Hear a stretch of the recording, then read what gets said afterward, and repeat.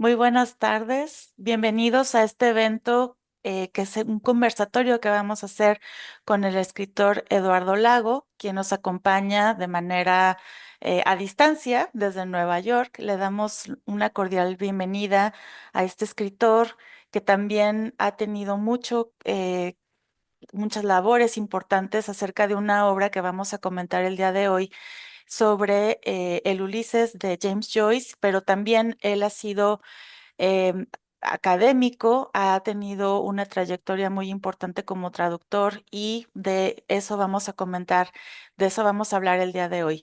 Quiero presentarles a este escritor residente de los Estados Unidos durante los últimos 25 años. Él nació en España y obtuvo su licenciatura en filosofía en la Universidad Autónoma de Madrid y su doctorado en literatura en el Graduate Center of the City University of New York. Entre sus intereses especiales se encuentra la teoría y práctica de la traducción y la relación entre la literatura de Norteamérica, Europa y Latinoamérica, incluyendo la producción de los escritores latino-estadounidenses. El doctor Lago ha traducido trabajos de escritores americanos importantes como Henry James, John Barth, Sylvia Plath, William Dean Howells, entre muchos otros. Su interés por la situación entre el periodismo y la literatura se ha traducido en sus célebres entrevistas en profundidad con los autores más importantes del norte de América de nuestro tiempo. Es un autor traducido a 4 lenguas. Entre sus libros se incluye Map Thief, Scattered Tales, Mexican Notebook y Call Me Brooklyn, ganadora del Premio Nadal y el Premio Ciudad de Barcelona, entre otros. Recibió también el Premio Bartolomé March para la excelencia en la crítica literaria por un estudio comparativo de las 3 versiones españolas del Ulises de James Joyce. También fue director del Instituto Cervantes de Nueva York desde 2006 a 2011 y ha sido profesor de literatura en el Sarah Lawrence College desde 1993. Eduardo Lago, ha sido un gusto platicar con usted de manera remota sobre estos intereses que usted tiene y me da mucho gusto recibirlo en este espacio el día de hoy. Encantado de estar con ustedes. Un saludo muy cordial desde Nueva York. Gracias por la presentación y tengo muchas ganas de ir ya a México pronto en persona.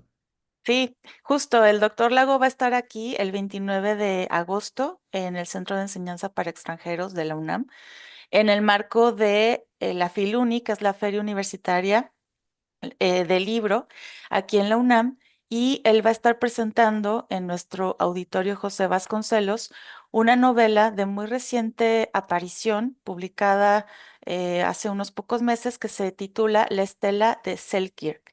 Y con ese propósito también hemos estado organizando estas conversaciones, estas presentaciones, para que podamos hablar con el autor acerca de su obra como creador y en este caso también lo invitamos para que hablara sobre su trabajo como estudioso de la obra de uno de los autores más importantes de la literatura occidental, que es James Joyce. El libro del que vamos a hablar ahora se titula Todos somos Leopoldo Bloom o Leopold Bloom, razones para, entre paréntesis, no leer el Ulises. Es un juego de palabras interesante porque una de las razones por las cuales esta novela monumental nos causa un poco de incertidumbre, dudas, problemas, es que es muy difícil de leer. Esa es una de las características por las cuales es conocida esta obra. Y entonces el doctor Eduardo Lago nos ofrece esta guía muy didáctica, muy amena, muy clara para poder introducirnos en este mundo de el Ulises de James Joyce. Quisiera empezar esta conversación preguntándole cómo fue su primer encuentro con esta novela, Ulises. Pues tuvo lugar cuando yo era muy joven, que tenía nada más que 17 años, y estaba viajando por Portugal con mis padres y había comprado un ejemplar de la primera traducción al español, que fue en Argentina, en la editorial Rueda. Y entonces sucedió una cosa muy extraña, que es que este libro extraño, difícil, misterioso, pero mágico, conecté con él inmediatamente. quizás sin entenderlo. Y desde entonces se me quedó en la imaginación para siempre, como una especie de deuda permanente con ese libro. Después lo he tenido como parte y testigo de mi vida durante siempre, durante todos los años. Y recuerdo que recientemente se ha celebrado en Madrid el Bloomsday. Bloomsday es el día en el que transcurre toda la acción del Ulises, que fue el 16 de junio de 1904, cuando James Joyce conoció a la que sería su futura mujer, Nora, y la pidió en matrimonio. Entonces la novela transcurre en un solo día, el 16 de junio. Este esta fecha significativa la he celebrado en muchos lugares del mundo, sobre todo en Dublín, con los compañeros escritores de la llamada Orden del Finnegans, un grupo de escritores que peregrinábamos todos los años a Dublín. Y después dejamos de hacerlo al cabo de 8 años y hemos continuado haciéndolo en otras ciudades del mundo, desde Nueva York a Cádiz hasta el propio Madrid. Pero en Madrid ocurrió una cosa curiosa que conecta con la pregunta primera de cómo conocí al Ulises. Y es que me nombraron padrino del primer Bloomsday madrileño hace unos 5 años o así. Y entonces hicimos una serie de itinerarios imitando lo que pasaba en Dublín. Íbamos a la Biblioteca Nacional de Madrid en lugar de la de Dublín, paseábamos por unas farmacias remedando la de Dublín. Y entonces en este paseo lo que me llamó la atención fue que había no una, sino varias personas, la mayoría chicas de 17 años, como los que tenía yo cuando lo empecé, que tenían el Ulises abierto y subrayado por todas partes y seguían fielmente a la peregrinación de todos los escritores y expertos que iban allí. Otros eran meramente aficionados, pero lo que quiero subrayar es que se producía una conexión mágica y misteriosa en este libro que se considera impenetrable y dificilísimo y que muchísimos tienen que abandonar. Entonces, así fue mi primer encuentro. Después me quedé con él, digamos que para siempre, y lo he ido celebrando. Aquí al lado de donde estoy tengo una edición de las muchísimas que tengo con miles de millones de notas y subrayados, tratando de entender lo que se dice en el libro. Pero para no alargar la respuesta, así lo conocí cuando yo era una persona, bueno, siempre he leído toda mi vida desde los 8 años, había leído ya muchísimo, pero el encuentro con Joyce me conmocionó de manera muy especial. Me encanta que diga esto de que siguió leyéndolo, quizás sin entenderlo completamente, porque eso es lo que en muchas ocasiones también nos fascina. No entendemos qué es lo que estamos leyendo, no necesariamente estamos razonando, pero hay un gusto también en el uso del lenguaje, en las metáforas, en las imágenes que nos presenta el libro, y resulta muy interesante que hayan sido jóvenes los que tenían esta emoción por estar recorriendo los lugares que aparecen o los sitios que se recorren a lo largo del Ulises en este Bloomsday, ¿no? Que además es un juego de palabras con el día en que todo florece, ¿no? Algo muy lindo también. Y añadiendo una pequeña anécdota más, se celebró el último Bloomsday ahora en Madrid, que estaba yo presentando mi novela y me pidieron que presentara el libro, y se hizo en una librería que tiene un título muy bonito que se llama Desperate Literature, literatura desesperada, que es una frase de Bolaño, de Roberto Bolaño. Entonces, esta librería, que está en el centro de Madrid, la parte más antigua, de tabernas muy viejas, entonces se hacía una lectura del Ulises. Entonces se leían muchas partes del Ulises a lo largo de bastantes horas. Y me invitaron a mí con una escritora que me entrevistó, pero lo que quería señalar es que el 90% de los asistentes era gente joven. Y eso me gustó muchísimo. Yo era el único viejo, era casi yo. Y entonces eso subraya la conexión de no necesariamente entenderlo, sino sentirlo. En este sentido, hay una cosa muy especial que pasa en Dublín. Durante 8 años, un grupo de escritores íbamos allí. Fue una idea mía, pero me secundaron a varios escritores, algunos muy importantes. Y entonces íbamos todos los años y pasaba una cosa misteriosísima. Y es que toda la ciudad de Dublín se disfraza de personajes del Ulises, de la época eduardiana, las mujeres con sus trajes, los hombres con sus también sus corbatas, sus pajaritas, sus sombreros de hongo y de lunares, toda la ciudad. Pero lo extrañísimo es que casi nadie lo ha leído, por muchas razones. Una de ellas es que es difícil, otra de ellas es que la gente no tiene tiempo. Y pasa lo mismo con el Quijote, que son libros que van más allá de la página y que conectan con ellos gente que incluso no los lee. Fue muy curioso porque estábamos paseando por allí, los escritores teníamos un circuito que hacíamos siempre, haciendo el circuito del Ulises al revés, y entonces se nos acercó un periodista del Irish Times y entonces nos dijo que éramos los primeros que veía que sí se habían leído el Ulises. O sea que había miles de personas celebrando el Ulises sin haberlo leído. Pero no es una paradoja, es muy importante. ¿Qué significa esto? Significa que Joyce captó el alma de un pueblo. Y entonces el pueblo no necesita leerlo para saberlo. Quise poner un paralelo con Don Quijote por una cosa muy parecida, que hay escenas dentro del Quijote mismo en el que están los cabreros y los campesinos que no saben leer y se sientan en el suelo para que alguien les lea un fragmento de un libro.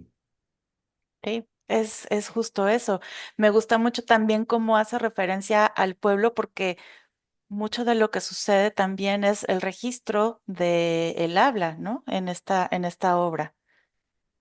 Sí, eso es maravilloso en ese sentido. Bueno, claro, aquí viene una parte del misterio que hay que desvelar. Es una obra que muchísimas personas han intentado leer, pero no han podido, porque el libro los expulsa, porque hay una sabiduría en este libro que es impresionante, sabiduría, el conocimiento de términos latinos de todos los ríos del mundo, de literatura de todas partes, referencias a la ciudad de Dublín, la historia de Irlanda, que era un país sometido a Inglaterra, hay miles de referencias y también una manera de investigar muy curiosa, porque lo que hace James Joyce es decir qué significa la escritura, qué significa hacer una novela, cómo escribir. Entonces, en los 18 capítulos, cada uno tiene una forma narrativa diferente que él investiga de una manera muy rigurosa. El origen del libro que algunos de ustedes han leído, Todos somos Leopold Bloom, es gracioso. Como he estado, se me asocia con el Ulises, se me invita en muchas ocasiones, como ahora, a hablar del libro. Y entonces, cuando se cumplió el centenario de la publicación del Ulises en el año 2022, me empezaron a llamar de muchas partes y me decían, ¿no vas a escribir una guía del Ulises para que haya gente que la pueda leer, para que pueda leer el libro y orientarlo? Entonces, en 2000, yo estuve presentando el Ulises en Argentina, en la Biblioteca Nacional, en el 2015, y también en la Biblioteca Nacional de Madrid. Me invitaron en una serie que se llamaba Un escritor, un libro. Me dijeron, ¿de qué libro quiere usted hablar? Y elegí el Ulises. Y de una conferencia que me salió muy larga porque no podía reducirla. Entonces estuve secuestrado al público durante una hora y media, lo sentí por ellos. Y entonces les expliqué el Ulises capítulo a capítulo, porque claro, es toda una vida dedicada al libro, empezando por ese ensayo que comentabas antes, que ganó un premio de crítica literaria, que era cuando se hizo la tercera traducción del Ulises, me pidieron que hiciera un estudio comparativo de las tres que había entonces, ahora hay cinco, y son todas muy especiales y distintas, y todas ellas son buenas. El caso es que me preguntaban tantas veces que qué pasaba que dije, bueno, pues voy a actualizar la conferencia que di en la Biblioteca Nacional y voy a hacer un libro explicando el Ulises. Pero la broma del título de Razones para no leer el Ulises es que hay una anécdota maravillosa que tuvo lugar en la Biblioteca Nacional. Y es que cuando terminé la conferencia, que fue de una hora y media, lo cual es una falta de respeto al público, que tuvo que aguantar tanto tiempo, cuando terminé se me acercó un chico muy joven de 19 años quizás, y me dijo, señor Lago, quiero darle las gracias porque ahora tengo totalmente claro que no me voy a leer el Ulises. Entonces, me hizo muchísima gracia. Entonces, lo que hago yo en el título de mi libro es Razones para leer o no leer el Ulises. Y lo que hago es lo contrario que Joyce, en el sentido de que Joyce tiene que enviar su mensaje, para lo cual tiene un lenguaje que es muchas veces inaccesible. Mi lenguaje es clarísimo, explico todo de la manera más sencilla posible y entonces también sucede que hay personas que leen la guía y dejan el libro, más o menos lo han entendido. Lo normal es que se lancen a leerlo también, utilicen la guía, pero la guía es simplemente una orientación muy preliminar. Sí, es una delicia de leerla una vez que se ha leído el Ulises, porque si no, un poco se arruina la lectura del propio Ulises, porque ya tenemos todo resuelto con la guía y entonces una lectura paralela sería quizás lo más adecuado en ese sentido, ¿no? Volvemos un poco al principio en cuanto al misterio de la creación literaria y entonces hay muchas maneras de leerlo. Yo tengo aquí ese libro subrayadísimo porque no sé cuántas veces lo he leído muchísimas veces y cada vez descubro algo nuevo, ¿no? Y a veces me entran ganas de volver a leerlo otra vez. No sé cuándo lo haré, lo leí en el 22, tal vez en más tiempo. Pero hay varias maneras de enfrentarse a él. Una es totalmente a ciegas en traducción y sin saber lo que sucede, pero sintiéndolo. Y entonces hay pasajes de inmensa belleza. Hay una descripción del mar, del atardecer en la bahía de Dublín, de una iglesia, de unas chicas muy jóvenes que están cuidando a unos niños en la playa. Una de ellas se pone a andar, entonces descubrimos que tiene un defecto físico que es coja. Sin embargo, Leopoldo Bloom la observa como medio enamorado. Son momentos muy emotivos que se pueden entender. En otras ocasiones el lenguaje se vuelve críptico y misterioso, pero ocurre como con la música que la sentimos, aunque la música, como no es verbal, no la podemos traducir a palabras. Entonces, muchas veces la música de Ulises es así. Decía uno de sus estudiosos, el alemán Ernst Robert Curtius, que había que leer Ulises como si fuera una partitura. De manera que todas las maneras son posibles, con una salvedad, que no es necesariamente para todo el mundo. Yo considero que no hay que decirle a la gente, ¿cómo? ¿No has leído el Ulises? ¡Qué vergüenza! ¿Qué vas a hacer con el resto de tu vida? No, está muy bien no leerlo. Los libros te llaman y tú decides si respondes o no. Entonces, yo creo que hay un primer nivel que es el de el sentimiento y la emoción y la pasión pura en el que se puede ir leyendo el Ulises sabiendo que te vas a perder y sabiendo que hay muchas partes no, lo voy a decir de una manera que suena muy extraña, que no son buenas, en el sentido que son aburridas, son muy pesadas, son difíciles de seguir, son reflexiones filosóficas y escolásticas sobre los padres de la Iglesia, porque Joyce era católico, era anticatólico, pero conocía muy bien el catolicismo, y entonces desmenuzaba la teología de Tomás de Aquino. Imposible saber eso, incluso para el más avezado de los estudiosos. Y luego hay miles y miles de libros y de artículos sobre Ulises. Yo leí una infinidad, pero mi objetivo era siempre que todo se destilara en claridad absoluta.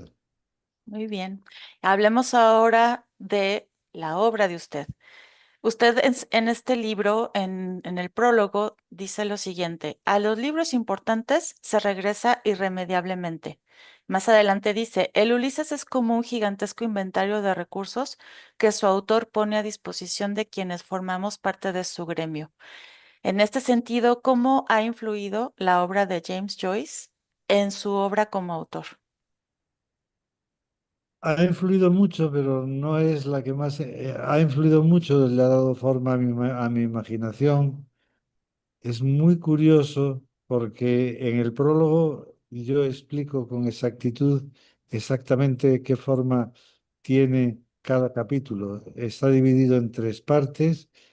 La primera parte es narrativa joven, catecismo joven, diálogo joven. Luego la parte central, que son 15 capítulos, son todo tipo de posibilidades de narrar. Entonces es como ir a una farmacia. Entonces te puedes acercar al Ulises de esa otra manera. Antes había hablado de hacerlo de manera ingenua, como una pasión, abandonándose a ello, pero hay muchas maneras de leer. Se puede leer ingenuamente, por el puro placer. Se puede leer como estudiante, porque tienes que estudiar un libro, porque te van a examinar y tienes que demostrar que lo has estudiado y que lo has aprendido bien. Se puede leer como un crítico literario, que ya tiene entonces un compromiso diferente. Se puede leer como un escritor que quiere aprender. Hay miles de maneras. Yo prefiero siempre al lector, me gusta más decir la lectora, ingenua, inocente, que es una categoría del poeta Pedro Salinas, ¿no? Que hablaba del elogio del lector ingenuo. Sí me ha influido, y me ha influido muchísimo, pero no es la obra que más me ha afectado. Hay otras al nivel de ella. Por ejemplo, soy muy parcial a la obra de Proust, pero la influencia es inmensa, sobre todo en el respeto y el uso del lenguaje que es como sagrado, ¿no? Y es muy interesante haberse acercado al Ulises a través de otros idiomas, porque cuando me encargaron traducir el Ulises, es una anécdota graciosa. Me lo encargó la revista de libros de Madrid. Me llamaron y me dijeron, Eduardo, hay una traducción nueva del Ulises, queremos que la hagas tú. Entonces yo me puse a temblar y dije, ¿cómo? ¿Me voy a pasar un año entero de mi vida leyendo tres versiones del Ulises y sin respirar? No puedo. Y dije que no lo podía hacer. Al cabo de un año me volvieron a llamar y me dijeron, esta vez no puedes decir que no, porque no hemos encontrado a nadie que lo quiera hacer. Tienes la obligación moral de hacerlo. Y entonces me sumergí y lo hice y efectivamente envié y empleé todo este tiempo. Y me ha influido de muchísimas maneras, que son muchas de ellas inconscientes. Un ejemplo importante. En mi última novela que acabo de publicar y que presentaré en México y que tardé 10 años en escribir, la protagonista se llama Ana Livia. Y Ana Livia es un personaje de Joyce, aunque no del Ulises, sino de otro libro que escribió después, de Finnegan's Wake. De manera que son como sombras, fragmentos, momentos, instantes de la imaginación que se quedan en mí. Lo que sucede con el Ulises, y no hablo de la influencia en mí, sino entre todos los escritores, es que Joyce le hizo un favor al mundo. Es como ocurre con los grandes creadores, sean del ámbito que sean. Después de Leonardo da Vinci, no se puede pintar igual. Después de Vermeer, no se puede pintar igual. Después de Stravinsky, no se puede componer igual. La música del mundo ha cambiado para siempre. Después de Joyce, no se puede escribir igual. Entonces es un servicio que le presta a la humanidad. Yo decía, no sé si lo he dicho ya hoy, que para mí el Ulises es como una farmacia a la que los escritores van y le dicen al farmacéutico, mire, estoy escribiendo una novela, tengo un problema, ¿qué me aconseja usted? Y yo, pues le aconsejo el capítulo 17, que es muy interesante porque aquí resuelve los problemas del diálogo inverso, etcétera, o las maneras infinitas. El Ulises se termina de una manera absolutamente maravillosa e increíble, que es en el capítulo 18, que es un monólogo. Antes hablé de diálogo y de monólogo, que es el monólogo de Molly Bloom, en el que una de las aportaciones a la literatura universal es que crea la voz de una mujer que no sabe leer, una mujer inculta. ¿Como quién? Como su esposa Nora. Su esposa Nora era un ser maravilloso que no entendía para nada, ni le importaba lo que hacía Joyce. Pero sin ella, él no hubiera podido hacer nada. Y le hizo el mayor de los regalos, el mayor de las influencias, que es el darle su voz, la voz de la experiencia femenina pura, de cómo se articulan los pensamientos en una mente desde la infancia hasta la adolescencia, hasta que se convierte en una mujer madura, que luego se comenta un episodio de infidelidad. Para reproducir cómo funciona el pensamiento, sea masculino o sea femenino, Joyce no escribe una sola coma, un solo punto, no divide los párrafos. Hay 8 monólogos en los que la mujer recuerda momentos distintos de su vida. Es muy interesante porque está más allá de discusiones muy importantes sobre la importancia de lo masculino, de lo femenino. No estamos en ese diálogo, que es importantísimo y fundamental, porque Joyce tiene, digamos, una mente cuya sexualidad es andrógina, es decir, engloba lo masculino y lo femenino. Durante toda la novela estamos dentro, es muy importante, dentro de la mente de una persona normal, de una persona vulgar incluso, de una persona que tiene los sentimientos que tiene todo el mundo, de una persona que no es un académico muy especial, muy sofisticado ni muy inteligente. Y Joyce se mete dentro de su cabeza, dentro de su alma, y estudia cómo funciona y la va siguiendo en distintos momentos. Lo mismo hace en el capítulo final, que es como un bellísimo homenaje a todas las mujeres, hecho a través de lo más importante de su vida, que fue la mujer a la que amó siempre y de la que jamás se separó, que era Nora, aunque ella vivía en otra dimensión, que es lo que le da grandeza a la obra y a su autor. Ujú. Sí, hay algo más que quiero citar del libro, que es que usted dice sobre Joyce que es el genio diabólico y burlón que, sorbiendo el tuétano de las palabras, sabía cómo llegar al alma misma del idioma para, desde allí, reventar códigos y normas, haciéndole cosquillas a la sintaxis, que es además una forma muy juguetona de describir la forma en la que James Joyce utiliza el lenguaje. Y me gustaría saber si es algo que usted también busca en su literatura. No, no necesariamente. Esto lo hacía, a ver, Joyce tenía un juguete que eran las palabras. Era su juguete favorito.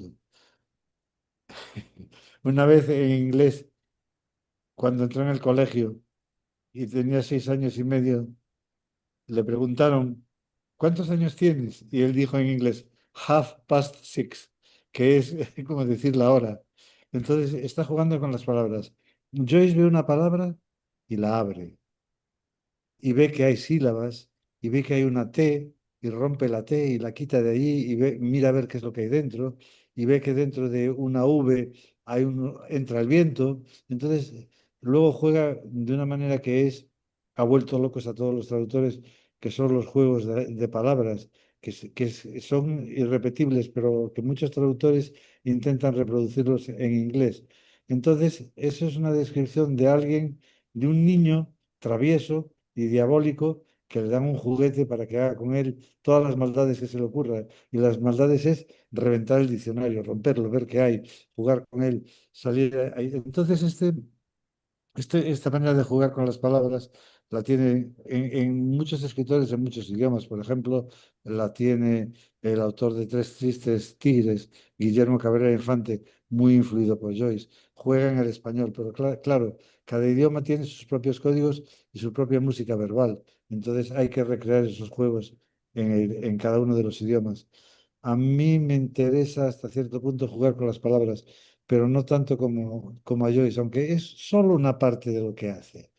Lo que has citado tú es una manera de mimetizar el lenguaje de Joyce en inglés, haciéndolo yo en español. Quizás también por eso muchos jóvenes se han interesado por la novela Ulises, ¿no? Es esta forma también muy lúdica de acercarse a una obra, decía al principio, no necesariamente entendiendo todo, pero sí dándose gusto con la lectura de un lenguaje que resulta novedoso, ¿no? Y juguetón finalmente, ¿no? Claro, y está lleno de historias irrepetibles.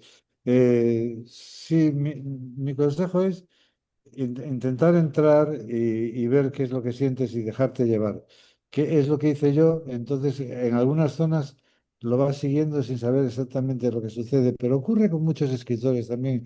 Hay una de las escritoras más importantes del siglo XX para mí es la brasileña Clarice Lispector, que tiene una prosa enigmática y muchas veces no necesariamente se entiende lo que hace, pero si tú la sigues, puedes llegar muy lejos.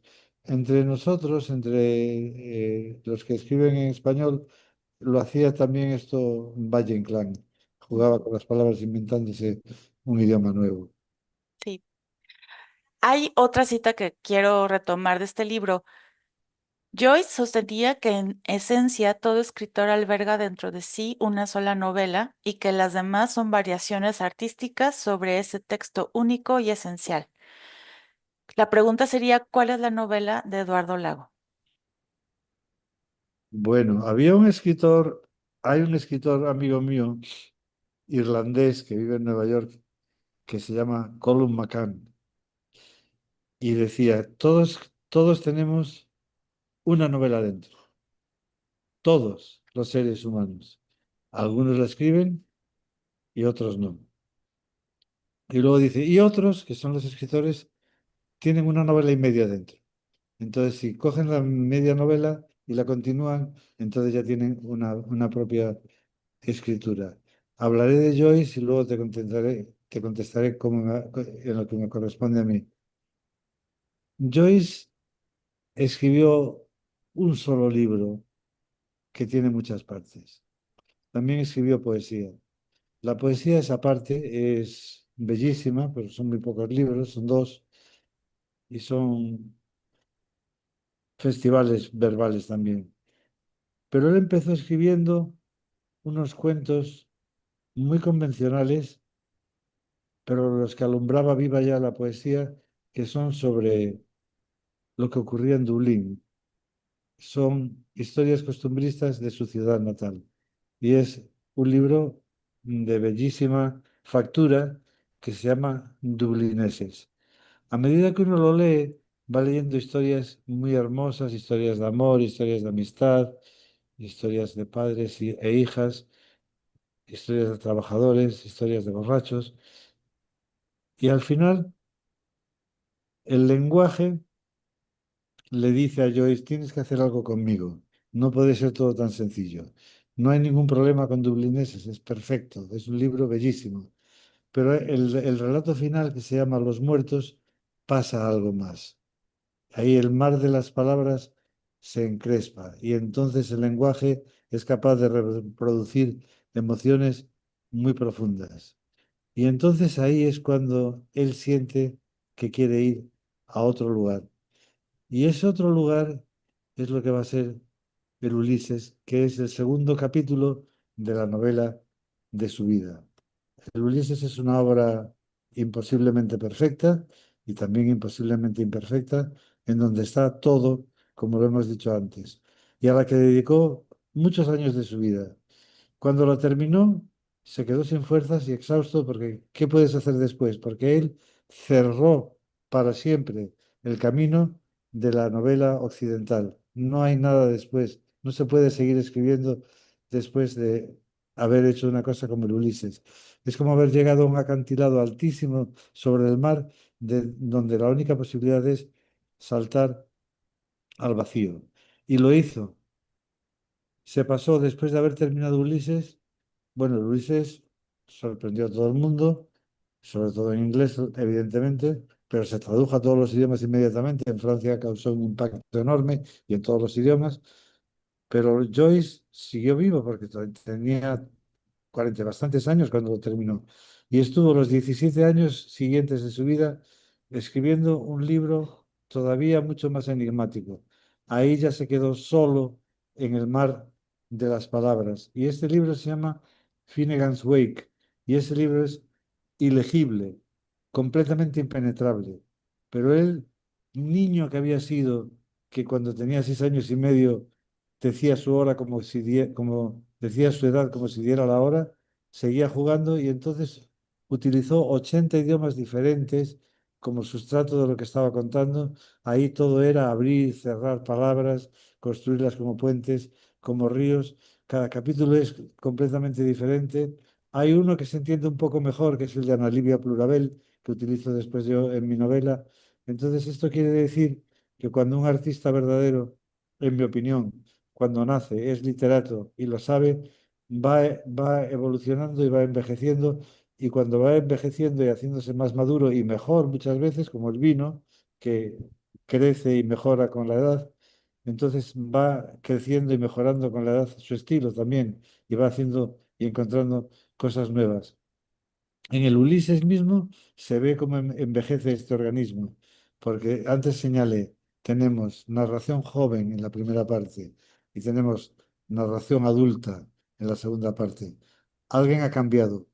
Leemos, escribimos, sentimos, vivimos y amamos de manera diferente cuando somos jóvenes o cuando somos adultos o más mayores. Y así sucede con el Ulises. Terminado el Ulises, Joyce se pasó 17 años trabajando en una obra que terminó poco antes de morir, en donde metía todo tipo de palabras y que esta sí que es un artefacto completamente impenetrable. Hay guías para leerlo, pero eso sí que es para locos nada más. Aquí en Nueva York y en muchos lugares del mundo había cofradías de lectores del Ulises que tardaban años en terminarlo. Pero cuando digo años, digo a lo mejor 20 años. Se reunían los miércoles cerca de mi casa y podían leer a lo mejor 10 líneas tratando de entender qué es lo que se decía ahí. Entonces esa es la novela de Joyce que empieza con unos cuentos muy sencillos y muy hermosos y muy estéticos, de un lenguaje muy limpio, se complica con el Ulises y se vuelve la oscuridad absoluta de la noche, de los sueños y de las pesadillas en Finnegan's Wake. En cuanto a mí, sucede lo mismo que con todos los escritores. Acabo de publicar eh, en mi libro La Estela de Selkirk, que es muy largo de contar, y entonces un escritor argentino muy importante que se llama Rodrigo Fresán ha escrito una reseña muy elogiosa de este libro y dice que este libro es un capítulo más en la novela que son todos los libros que yo he escrito en narrativa a lo largo de mi vida. Entonces, en ese sentido, se me aplicaría. Entonces, hay algo que los artistas de verdad buscan, puede ser en música, puede ser en literatura, puede ser en pintura. Hay algo que buscan y en cada edad tienen una manera diferente de buscarlo. Y esto cambia también con el estilo. Cuando ya somos mayores y reflexionamos sobre lo que ha hecho, tenemos posesión de una madurez de dominio sobre lo que escribimos.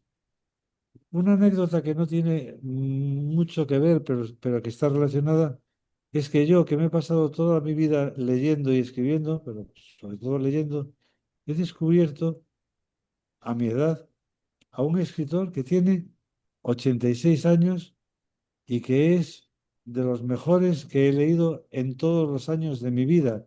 Y es australiano y tiene 15 libros, 15 novelas. Todos los años lo nombran para el premio Nobel. Ninguno se lo dan, no se lo darán. Es un genio absoluto y se llama Gerald Murnane. Y si alguien está escuchando esto, que apunte su nombre y lo busque. Es difícil de encontrar. Hay 3 libros en español, 15 en total. Es un escritor que ha llegado tan lejos como el que más. Entonces es una manera más de decir que también él busca a lo largo de su vida, que puede expresar con el don que le han dado los dioses, que es el de la palabra escrita. Muy bien. Hay una última reflexión que me gustaría que nos compartiera para pasar después a la invitación para que las personas que nos están viendo o que nos estarán sintonizando después en el canal de YouTube, que vengan a la presentación del libro La Estela de Selkirk, que es justo la que acaba usted de comentar. Esta última pregunta tiene que ver también con la forma en la que nosotros estamos leyendo. Acaba de decir yo escribo, pero sobre todo leo. Y esta cita dice, tengo una campaña furibunda contra la literatura fácil. Hay que luchar por la literatura difícil. Esto lo comentó justo en esta conferencia que citó, ¿no? La conferencia en donde habla del Ulises de Joyce. Y es una frase que dirige especialmente a los jóvenes que están iniciando su labor creativa. En ese sentido, me gustaría saber qué consejos les daría a los escritores, ya sea jóvenes o no tan jóvenes, pero que están iniciando en el trabajo escritural creativo, para poder lograr este tipo de literatura. Que sean fieles a sí mismos, a lo que les ha sido dado, no se sabe por quién, y tienen dentro, y es lo que les hace querer escribir. Yo esto lo digo porque la literatura está secuestrada de varias maneras. Está secuestrada por el mundo de la industria editorial y entonces los jóvenes muchas veces cuando escriben están pensando en que quieren triunfar, en que quieren vender y por ahí no se va a ningún sitio. La inmensa mayoría de lo que se lee ahora son bestsellers baratos en el sentido intelectual y espiritual y estético, que son entretenimiento puro. Entonces, yo lo decía siempre en otro libro que tengo que se llama que se llama Walt Whitman ya no vive aquí, vive aquí, que es sobre la literatura auténtica de los Estados Unidos, que Estados Unidos es un país muy complejo, como sabemos todos perfectamente bien, donde dio nombres que fueron grandes campeones de la libertad, como el propio Walt Whitman, ¿no? Entonces, ahí hay una serie de escritores que están luchando en la oscuridad, como lo hizo entre nosotros el chileno Roberto Bolaño. Entonces, no tienes que vender nada, no tienes que tratar de acomodar o complacer a nadie. Si te ha sido dado este don, no siempre todos lo reciben, tienes que ser fiel a él. Y en el fondo uno sabe qué es lo que tiene dentro y el que se vende un poco se traiciona. Entonces, esta pregunta es muy, muy compleja, requiere muchísimos matices que hay que tratar y es una pregunta que sería ideal, en mi caso, que soy profesor universitario también, para darlo a lo largo de un curso académico en la que se ven qué hacen los distintos autores, cómo lo hacen, pero yo siempre he tenido de manera instintiva una idea muy clara de lo que merece tener el nombre de literatura y de lo que no lo merece. Y entonces hay que defenderse de quienes intentan imponer una manera de escribir. Es difícil para todos. Es difícil para mí, es difícil para otros escritores consagrados. Lo que quieren es vender. Pero había un escritor español que se exilió en México, Max Aub, que decía, vender es venderse. Entonces, es legítimo querer vender, por supuesto. Está muy bien que te lean y que tener público y que lleguen a ti, pero no debes traicionarte, no debes hacerlo de manera que cambies lo que escribes para que guste a más gente. Porque si haces eso, no va a funcionar. El- llevarás, tendrás que pagar tu propio crimen. Lo de los jóvenes me apena en el sentido de que muchas veces cuando yo digo estas cosas, pienso en una muchacha, un muchacho joven que están escribiendo y están empezando y que le dicen, esto no. Entonces, los editores. Y entonces es muy cruel y muy difícil empezar para muchos. Aunque también tengo un pequeño rayo de esperanza en el sentido de que por alguna razón creo que el verdadero talento al final se abre paso, porque hay gente que cree en él y apoya. Entonces, el consejo es muy sencillo, sé fiel a ti mismo, porque tú sabes y discriminas, seas chica, seas chico, da igual, lo que tienes dentro. Y sabes qué es lo que no debes tocar para no traicionarte. Me gusta mucho esa reflexión, muchas gracias por eso. En el CEPE tenemos un grupo muy nutrido y entusiasta de estudiantes que durante varios años incluso han acudido a nuestras aulas para adquirir algunas herramientas y aprender a hacer obras de creación. Entonces, este mensaje seguramente va a ser muy útil para ellos, va a ser algo también emotivo incluso porque muchas veces uno en ese proceso también se pierde un poco la esperanza, sobre todo de saber qué va a pasar con la obra una vez que ésta se termina. Y entonces, bueno, agradezco que esté dedicando estas palabras y estas reflexiones también para un público que en el caso de los estudiantes del CEPE sí tiene nombre y apellido.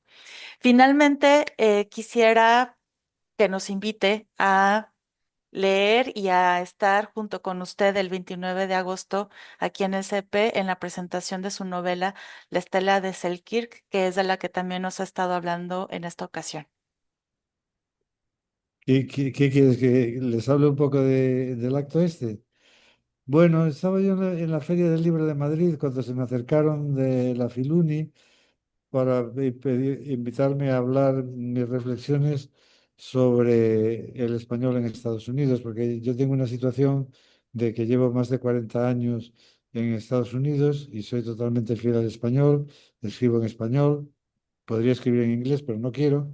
Entonces, eh, hablé de esto y entonces, con motivo de ir a la Filuni, me parecía importante compartir el trabajo que he estado haciendo durante muchos años, que tiene en relación con todo lo que he dicho a propósito de Ulises y de otros libros, y es la historia de esta novela que tiene una relación especial con algún momento en México, con la persona que lo va a presentar, que es el editor y novelista Eduardo Rabasa, de Sexto Piso, amigo y novelista, y a quien le conté la novela cuando nació. Entonces, la historia, ¿quieres que, es que no sé cuánto tiempo tienes, ¿quieres que cuente la génesis de la novela? Tenemos unos minutitos más, así que sí, cuéntenos. ¿Cuántos minutitos? Porque, Como unos 12. bien. Entonces ocurrió una cosa interesante. Es que estaba yo un día paseando por Oriente Medio y entré en un café árabe y me encontré un ejemplar del New Yorker donde había un artículo sobre un archipiélago frente a las costas de Chile. Y leí el artículo y entonces enloquecí, porque me entró un virus que me exigía ir a ese archipiélago antes de morir. Esto fue en el año 2012, hace 13 años. Entonces me empeñé en que tenía que ir ahí. Y resulta que este es el archipiélago de Robinson Crusoe. Ahí Selkirk era un marinero escocés que dejaron como náufrago en ese archipiélago y que lo rescataron después los piratas que lo habían dejado abandonado y escribió una crónica de lo que había pasado en aquellos años. Esta crónica la leyó Daniel Defoe, el novelista inglés, y decidió escribir Robinson Crusoe. Y entonces le pusieron a esas islas los nombres de estos dos personajes. Y entre todo, yo estaba obsesionado con la idea de ir a este archipiélago a ver qué sucedía. Y me costó muchísimo, muchísimo trabajo conseguirlo. Hay que volar en varios aviones, después hay que tomar una avioneta o un barco que son casi una semana por el mar. Y hay dos islas, una más remota que otra. Para pasar de la primera a la segunda hay que navegar 16 horas en condiciones muy precarias porque no hay ninguna embarcación que haga esta ruta, te tienen que hacer el favor. A mí me llevaron unos pescadores de langostas, en fin. Lo conseguí llegar a la isla donde estaba el origen de Robinson Crusoe y sobre todo a la isla mucho más remota. Entonces me ocurrió que después de esto habían pasado tantas aventuras en mi cabeza, había vivido tantas situaciones que me inventé una novela que dije, voy a escribir una novela donde voy a ir a una serie de lugares y yo no me puedo inventar nada. Tienen que suceder cosas. No es, decía de broma yo, algo tan fácil como inventarse una novela. Entonces me inventé islas, ciudades, lugares, hice un mapa y entonces mi personaje tenía que ir allí a esperar a que le sucedieran las cosas. Y fue casi suicida porque podía no haber terminado la novela si era auténtico y fiel a mí mismo y hacía lo que me había exigido, es decir, no te puedes inventar nada, tiene que pasar. No puedes crear a los personajes, tienes que conocerlos, te tienen que venir a ti, tienen que aparecer. Y entonces iba a los lugares y en algunos lugares me sucedían cosas increíbles nada más llegar y en otros lugares no pasaba nada y no sabía qué iba a suceder. Finalmente, después de viajar por muchísimos sitios de esta hoja de ruta que creé, que incluía la ciudad de Lisboa, la ciudad de Berlín, el mar Báltico, la Selva Negra, las islas griegas. En estos lugares, finalmente, de manera milagrosa, todo coincidió y pude poner fin a la novela después de 10 años de trabajar con ella. Pero durante mucho tiempo le decía a mis amigos, me preguntaban, ¿cómo va tu novela? Y yo decía, ¿mi novela póstuma? Porque pensé que no podría terminarla. Y al final ha sido un milagro el haberla podido terminar y estoy contento porque, mira, todo está relacionado. Y también hay que pagar un precio. Esta novela ha tenido críticas excepcionalmente buenas en España, pero pocas, porque no es una novela comercial, no es Ujú. una novela que, pero tampoco es una novela aburrida, es lo que me han dicho, las críticas están ahí. Ahora estoy muy contento porque me van a pedir algunas entrevistas en México, que es un país para mí muy importante. Yo tengo un libro sobre México que se llama Cuaderno de México y entonces, lo importante es eso, que yo fui fiel a mí mismo pagando un precio, incluso con algunas editoriales. Muchas editoriales leen una novela como esta y dicen, uy, ¿dónde está el entretenimiento? ¿Dónde está el pasatiempos que no obliga al lector a pensar? Nosotros queremos que no piensen los lectores, queremos que vean series de televisión. Hay series de televisión buenas. Bueno, un poco, muy brevemente contado, ese es el origen de la novela y el milagro es que la pude terminar siendo fiel a la premisa que me había puesto. Muchísimas gracias por estas palabras. Creo que ha sido un cierre perfecto, como el Ulises de James Joyce.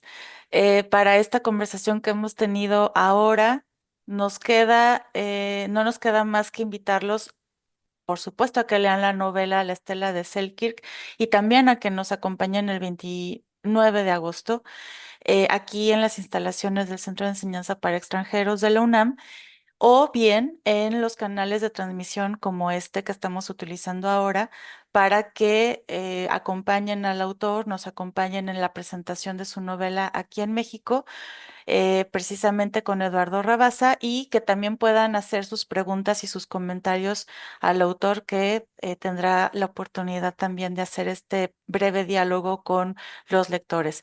Muchísimas gracias, Eduardo Lago, por esta conversación. Ha sido realmente un deleite platicar y conocer un poco más de sus intereses y de la obra que está creando. Muchísimas gracias y nos vemos aquí muy próximamente en México.